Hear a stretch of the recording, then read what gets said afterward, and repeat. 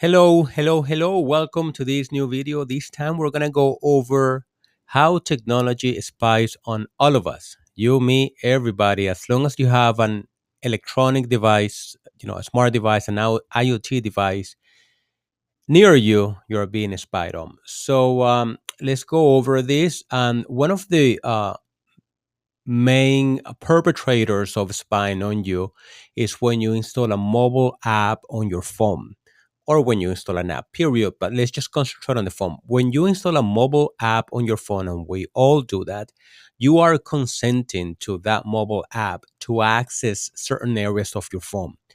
That could be the microphone, camera, contacts, locations, SMS messages, and everything that you have included. Now, you may be asking yourself, why an app that you're going to use to see how to take care of plants needs to know your SMS messages? Because they are collecting all that information to sell your information to other services. So that's one of the ways that they do that. So remember, if you're going to install mobile apps on your phone and you care about security and privacy, then see what permissions you are consenting to that app to have access to. The other way that, and this is one of the most pervasive ways that they're spying on us, is by browsers and tracking cookies. A tracking cookie, as the name implies, is a cookie that is going to be tracking your activity no matter what you do and where you go. That's why when you are browsing on your phone, for instance, vacations in Fiji, and then you log in to Facebook, you're going to start seeing advertisements about Fiji, or depending on the apps that you consented to previously, if you are talking about a specific topic that may be random. For instance, let's say that you are talking to a friend about how to dig a hole, to find gold or something like that. And then you go to your web browser, you're going to start seeing advertisements about shovels to see how to dig holes and things like that.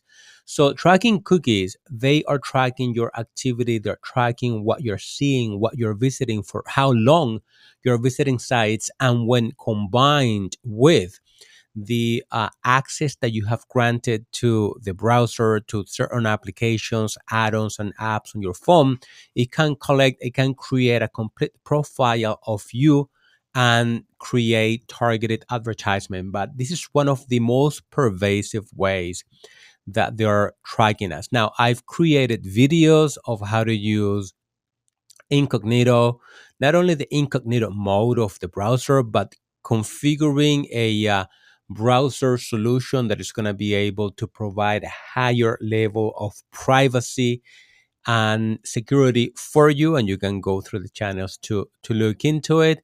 But at the same time, you have to find your balance, right? One of the ways that they track you is because it makes our life easier when finding things that we're looking for. Anyway, you have to find your own balance. Let's go to the next one: smart devices and IoT. If you have an Alexa, if you have a smartphone, if you have a smart refrigerator, if you have anything that connects online, that device is spying on you. So a couple of years ago, it was all over the news that Alexa recorded private conversations, and it turned out to be a big deal. But guess what? They know what they're doing, and they are accessing and listening to you, to your conversations. They're actually even saying how many times you walk by in front of the device and you interact with that device. Now, they may say that they're collecting all that information to make the devices better and more useful to us, but at the same time, they're collecting all that information to spy on us and our behaviors and create advertisement patterns for us. And that's an invasion of privacy. But again, if you have that in your home, you are consenting to it, whether you read the consent page or not. So what I usually do at home, and I've had this for many years, the Google devices, I just unplug them when I'm not using them. You may say that that's defeating the purpose of it, but I found my own use for that device. And when I'm not using that device, it is powered off. Not only powered off, like pressing the power button, it is completely unplugged. That's me doing, what I do. Location tracking, this is true when it comes to phones, when it comes to browsers. They want to know your location. And if you have a Windows machine, sometimes at the bottom right corner of the screen, you should see, sometimes you see that, like this computer is trying to track your locations. Yes, they are doing that. And again, they may say that they're tracking your location to provide services that are the closest to you, more relevant services. And to be honest with you, that's true. When you're looking for a restaurant or for something, for a flower shop or something near you, you don't want to be specifying your location all the time. But at the same time, be cognizant that they're tracking your locations everywhere you go. And that's one of the ways they do it. The next one that I have here, obviously, is social media monitoring. This is very pervasive because platforms like Facebook, Twitter, and whatever other social media uh, platform that you use is learning your behavior. And the more you interact with it, the more it's going to send customized um, advertisement and content to you, whether you like it or not. And this is one of the horrible things because at one point you might be searching for something private on your web browser, and then you're going to start getting information or relevant feeds on that specific topic on your social media. So that's something that you have to consider whether you are okay with that. In my own personal opinion, I limit my social media interaction, but it doesn't mean that I'm not being tracked. Sadly, I am. And sometimes it's kind of annoying and frustrating, but you have to find your own balance, right? Like, one of the horrible things about it is that social medias manipulate usually the content that they want to fit you, and it creates a social problem, a social issue. As you know, that these companies have been in court multiple times for manipulating and trying to manipulate and not being responsible when um, monitoring content that is being delivered to minors. So if you have social media account, they are monitoring you left and right.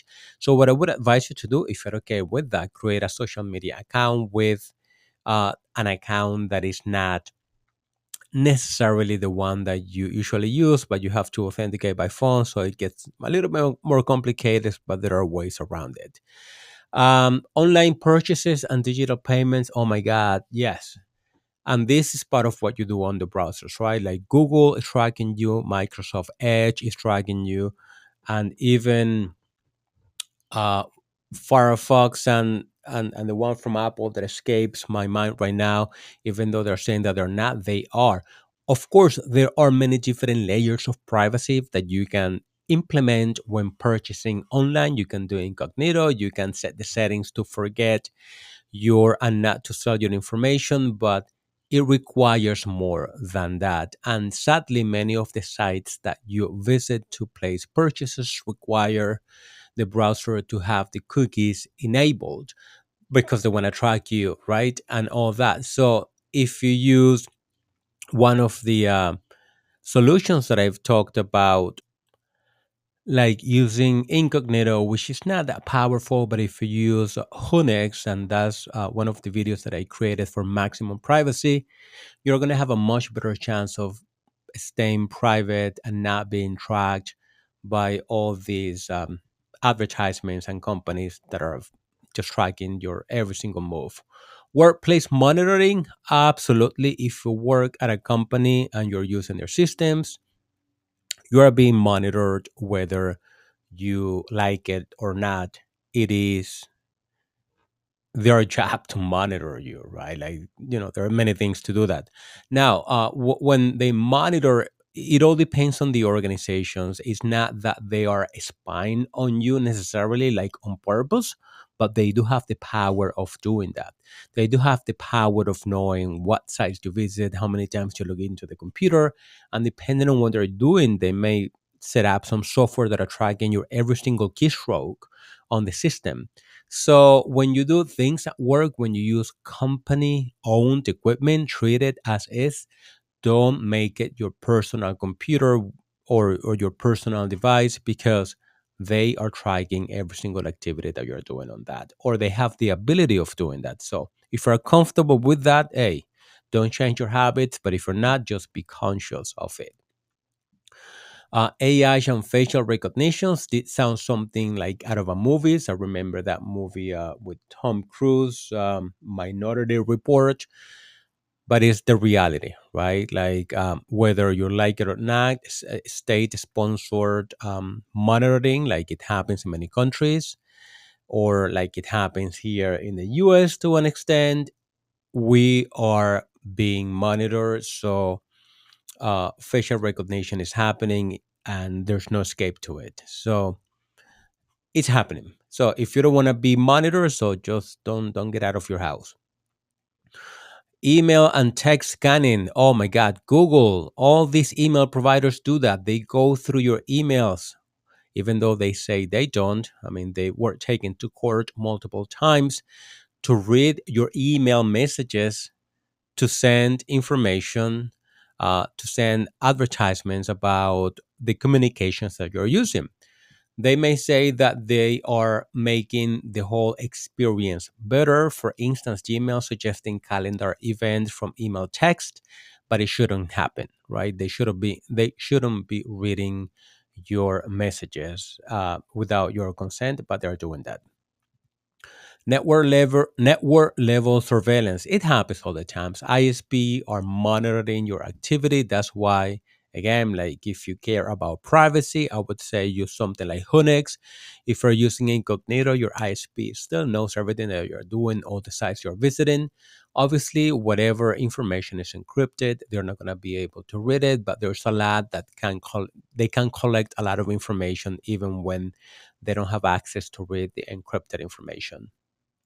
And that brought us to the end. So I just wanted to open your eyes one more time. If you're new to technology, know that this is happening all the time, that the technology that we use, as we use technology, we're consenting to, uh, giving up some of our privacy for convenience, but you can make things better for you, right? You don't have to just accept whatever settings they want to provide. You can customize the settings in a way that is going to make sense for you. So thank you for watching. I hope this video was useful to you. As you know, I have a lot of technical information, some videos and know-hows and how to do on the channel. Click on the like button, consider subscribing to the channel, and I'll talk to you on the next video.